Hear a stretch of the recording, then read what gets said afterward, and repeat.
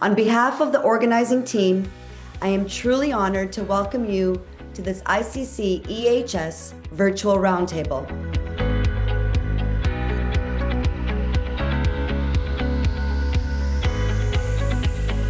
We are especially pleased to be with you today for two important reasons. First, we are officially launching our working group in South Asia, reaffirming our long-term commitment to the region. And second, we are here to say together a clear and sounding yes to responsible communication. Yes to responsible narratives. Yes to responsible speech, those that heal conflicts, promote tolerance, and pave the way toward peace. At the same time, we say a firm no to all forms of irresponsible communication, narratives, and discourse that fuel hatred, spread misinformation, and create chaos within our societies. South Asia, which population is almost 3 billion peoples, and comprising on the region of the 8 countries, we are looking towards our societies, how our societies are at this moment getting diversity in the situation of a hate speech, in the situation of intolerance, and that is also enhancing the vulnerability of our societies, our countries, our regions, and putting dangers from the country to country, within the peoples to peoples. It is more important at this moment that like-minded people should stand together. They should talk together. They should connect the peoples to the peoples, and they should bring the harmony and intolerance which is required for just a prosperous society for all of us, a prosperous world for all of us. Today, the challenge we face: misinformation, digital hatred, social division, distrust, are increasing instability and conflict in society. In this context, responsible communication is not just an option, but a moral and human necessity. Our Eastern philosophies constantly remind us to prioritize the shared existence, well-being, and happiness of human nature and all living beings.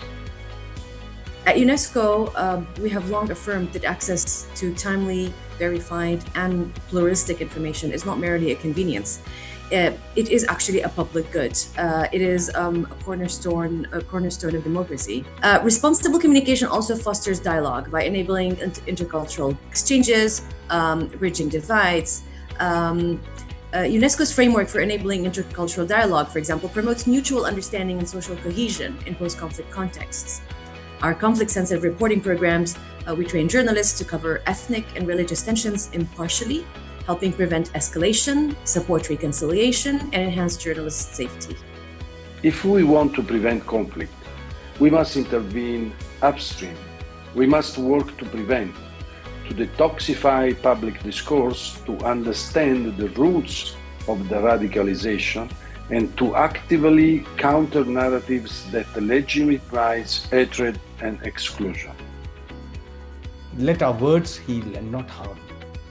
Let them unite and not divide. Let them enlighten and not inflame. So we need to, as leaders, we need to create models, we need to create programs, we need to create journalism which is a responsible journalism. In the age of hate speeches, we need to choose responsible communication. In the world of divide and rule, we need to embrace our shared humanity, and this humanity will take us to a better platform, better place. Hate speech in South Asia is a challenge that surpasses border. It affects our politics, our societies, our inter-community relations, and ultimately our shared future. But it is not impossible.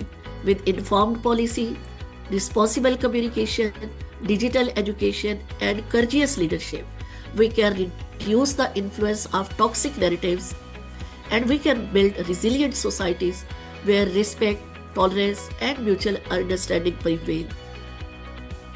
Extremism and hate speeches thrive where words are weaponized and ethics abandoned. Indian scriptures reminds us that the conflict begin in the mind before they reach to the battlefield. South Asia contribution to the international peace and security will depend on restoring responsibility to the communication so that narrative stabilize rather than inflame and speech become an instrument of peace rather than provocation.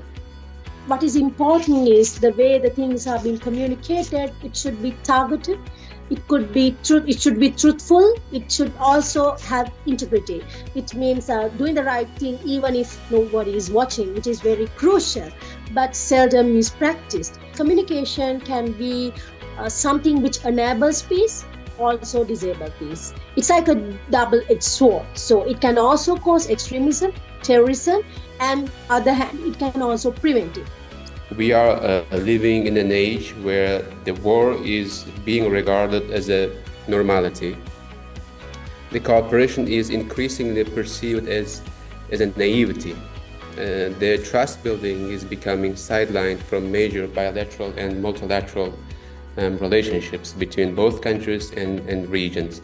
And therefore, there are many challenges remaining between regions and countries. Counter-speech or constructive dialogue does not emerge naturally in systems that are optimized for engagement. When outrage travels faster than nuance, when misinformation spreads more efficiently than correction or accuracy, and when visibility is tied to provocation, dialogue becomes collateral damage. Platforms must change this. Responsible communication, I think, would begin with deep respect for diversity and context. Like I already mentioned, South Asia cannot be captured through a single narrative because each country, community, and individual experiences that has a different world in itself. Our languages, our traditions, social structures, and ways of expression vary widely, and sometimes even within the same community. Let us leave this room with a clear commitment to choose words that reduce harm, to reject narratives that fuel hatred, and to promote communication that builds trust and peace. Thank you all for your engagement, your insight, and your commitment. We look forward to welcoming you at our future events and continuing this journey together toward a more informed and responsible communication landscape. Thank you so much. Thank you. Thank you. Thank you.